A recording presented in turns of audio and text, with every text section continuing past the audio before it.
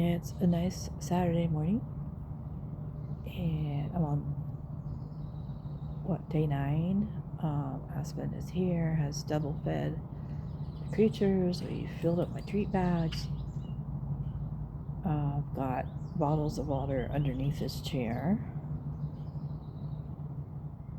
so I can sip on throughout the day.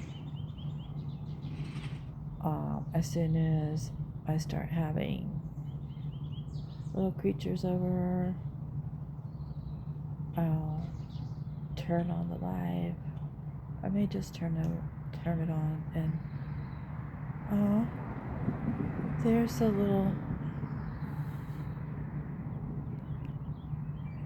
the little guy I talked about in my devotional last night. Hopalong. This is Hopalong.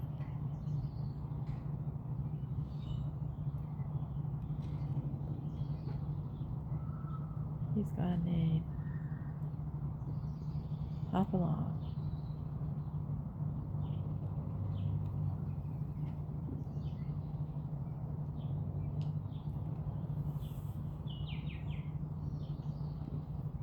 Oh, and there he goes.